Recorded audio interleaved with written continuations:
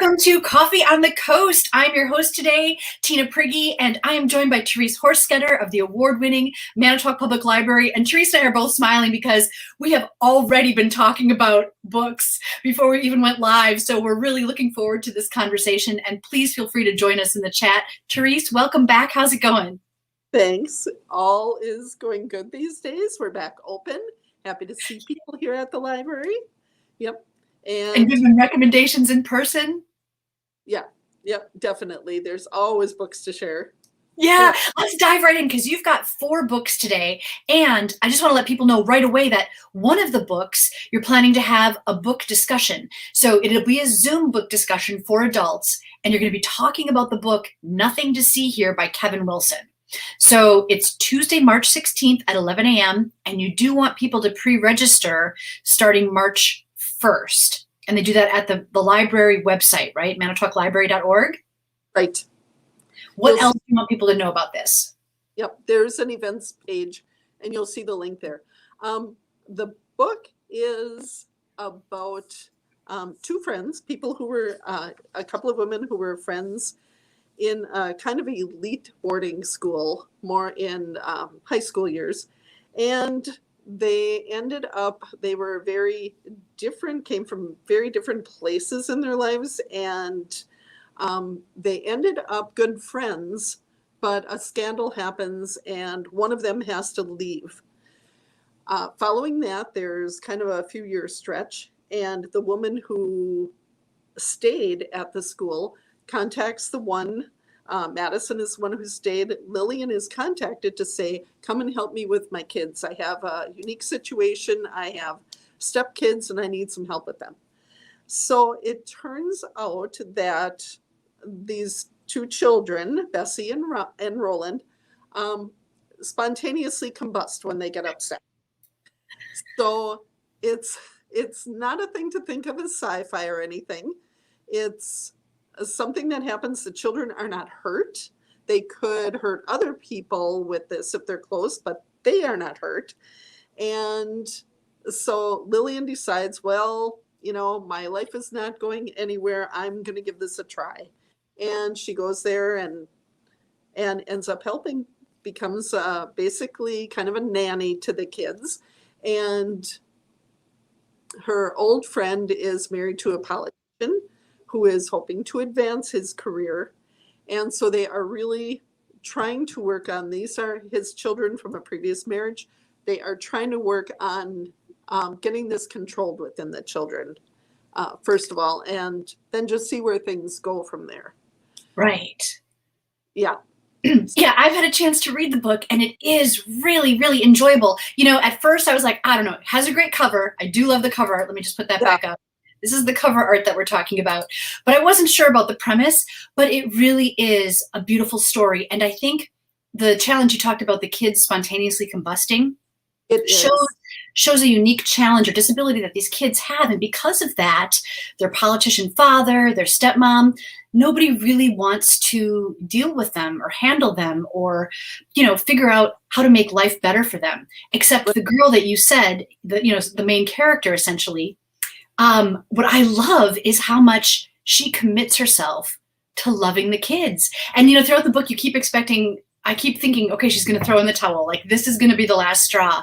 And it's just a beautiful, beautiful story because she never does. Yeah, it is really amazing how she just kind of throws herself into it. And I think she's as much letting herself see what she can do as seeing what these kids can, and she's not putting a lot on the kids. You know, it's not like you guys are going to have to do this now because I'm here to help you or whatever, but it's just all of them working it out together. And yeah, I think it's a great book. It has a lot of, there is heartbreak in here, drama. There is a lot of humor though too. And it was fun and it was easy to read. Yep. Yeah, I thought so. So let me ask you this, Therese, as a librarian, there's a scene where they go to the library and it turns out they don't have library cards. And so they dealt with it in a very specific way. As a librarian, did that like concern you? You know what? Now I'm not remembering that moment. I'm sorry. Oh, well, I don't want to give too much away, but they really needed the book, and she had promised them they would get the book, and so Yeah. they had to revert to less than upfront ways of getting the book out of the library. Okay. Well, we have to let it go because it's fiction. So we have to give it a pass. There you go. So, so this book is specifically the book you're going to be talking about in the Zoom book discussion. Right. Right. Pete, you said you're going to have like a list of questions too to prompt part of the conversation. And actually, since we are open now, also, the book is available and we have a pamphlet already made up with the questions included. And then whoever signs up to do the Zoom meeting for it in March will be also mailed the questions along with the link to the meeting. So you can get it either way if you want to stop in and pick them up on paper, or they will be automatically mailed to you along with the meeting link. Awesome. So it's a fun discussion about an interesting book. What a great way to spend some time on March 16th. I hope. I think this should be a good discussion for this one. Yeah. Cool. Let's talk about some of the other recommendations that you have for us. I see that you've got a book called The Push by Ashley O'Drain. Yes. I just read that recently, and it is about a family, the mom, Blythe, and her husband, Fox. They have a daughter, Violet, who she seems to not be connecting with. Violet is never seems to be happy to be with her. Her husband does not see this because when he arrives, Violet seems really happy to see him and comfortable with him.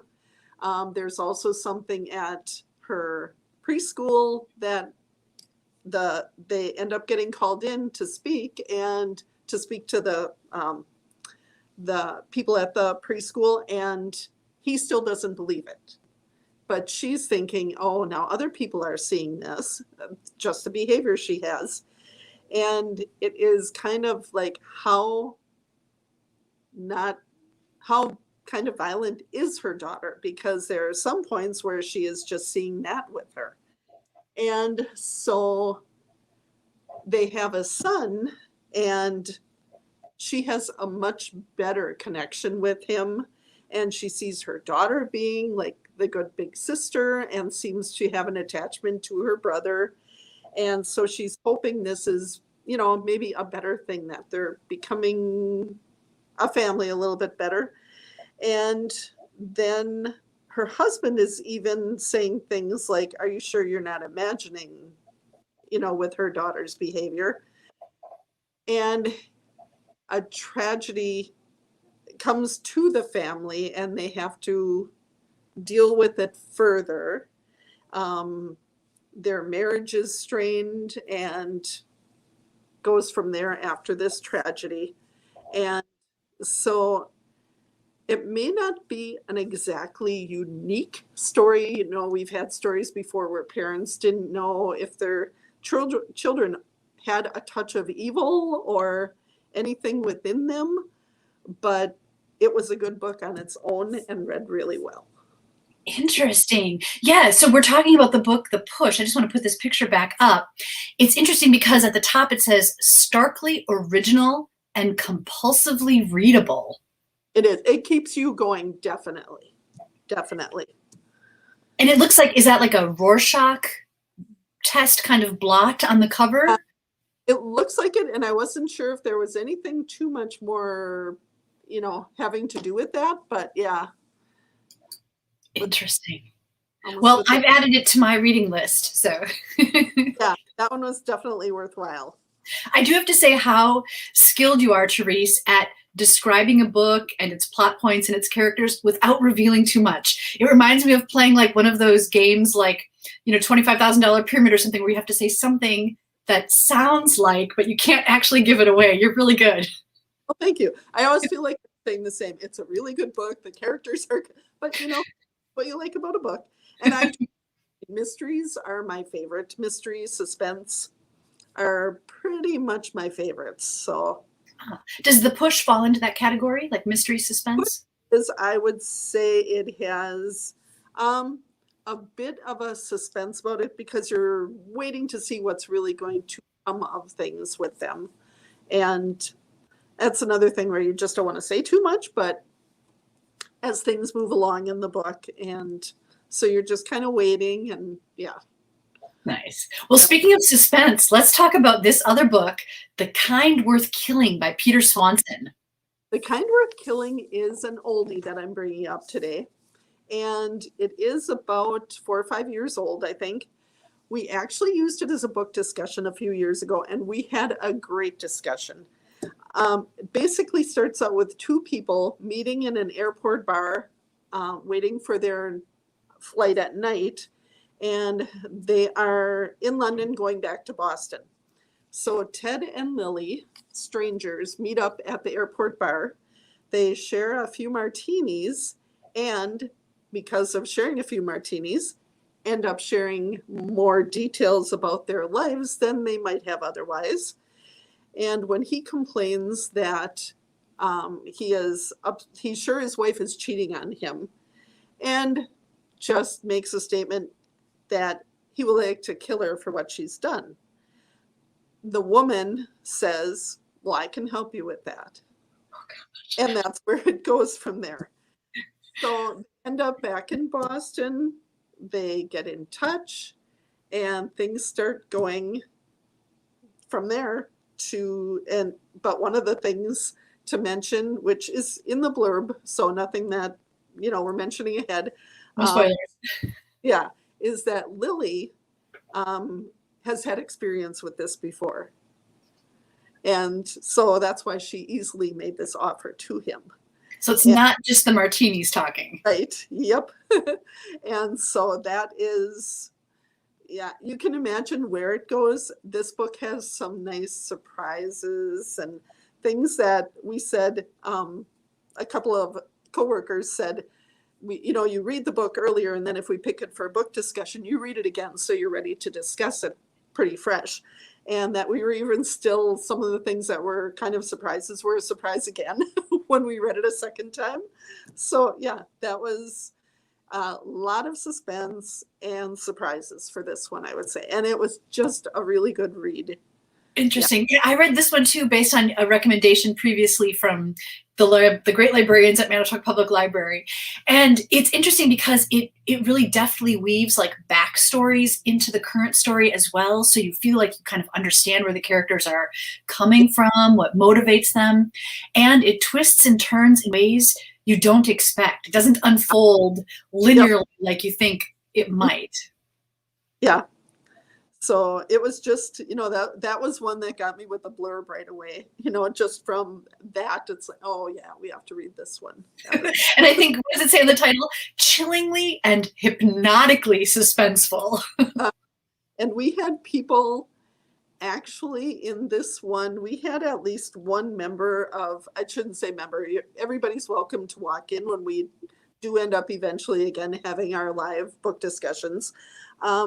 That was just cheering for the bad person in it. And so we had quite a lot going on with the discussion. Yeah. Yeah. That was it really makes you realize there's quite a broad spectrum of good and bad, right? Like it's not clearly defined. No. This one had a lot, and we had a lot of laughing going on considering what the subject matter is. So that was quite a good one.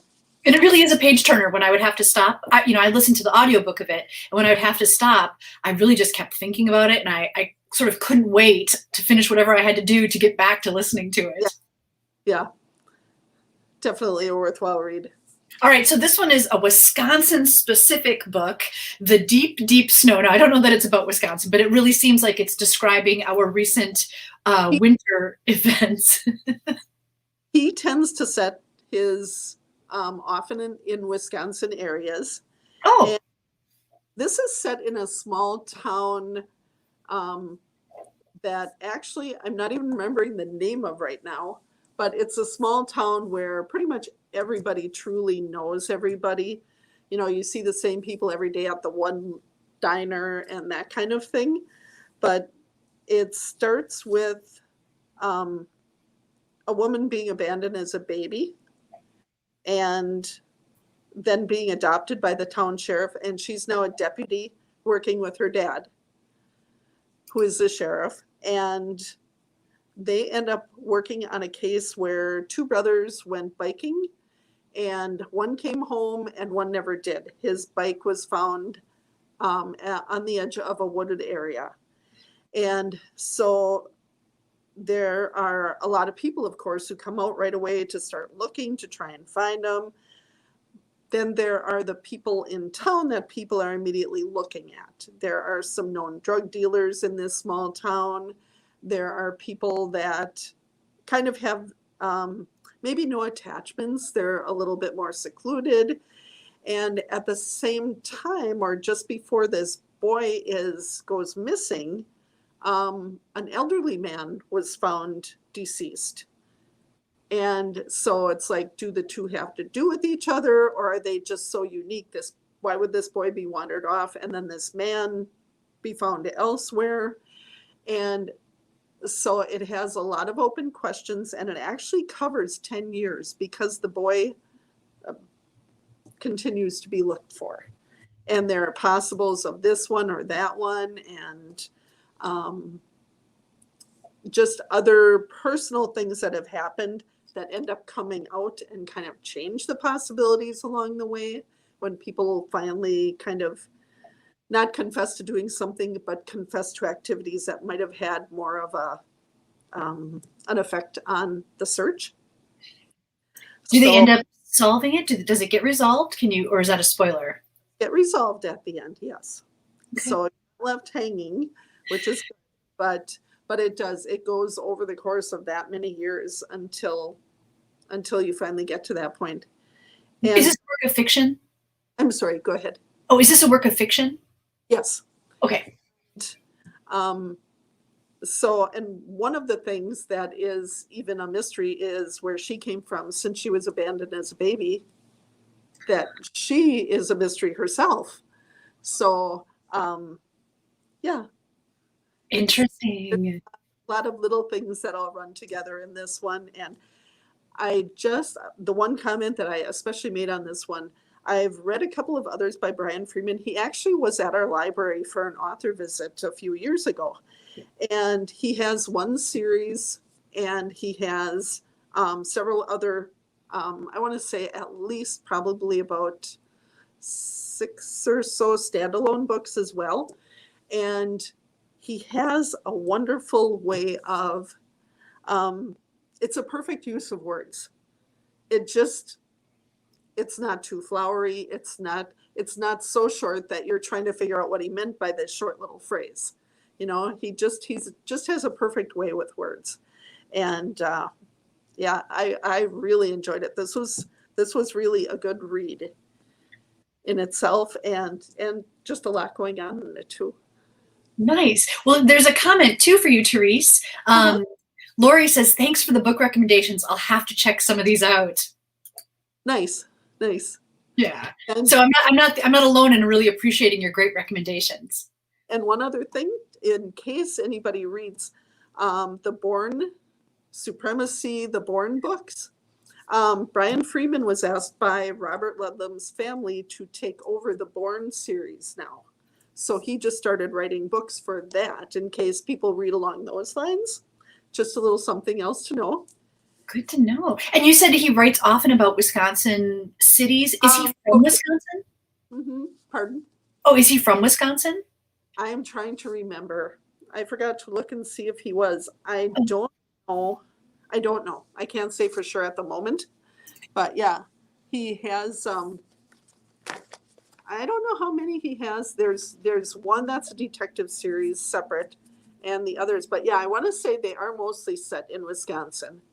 Cool. Not, and yeah.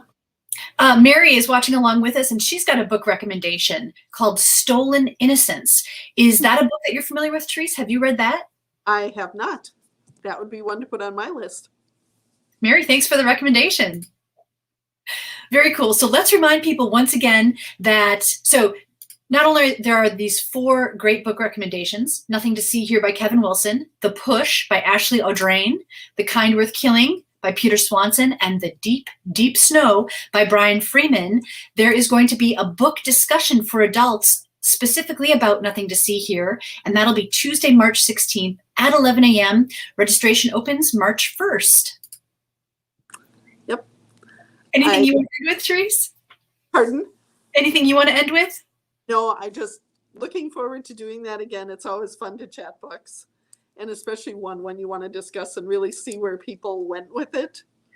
You know, what they took from it compared to you and other people. So it's always fun to do that. I agree. Well, it is always fun to have you on Coffee on the Coast. Thank you so much for coming on and chatting books. I had a great time. Looking forward to next time already. Yep. Thanks for having me on again. All right. Take care, everyone.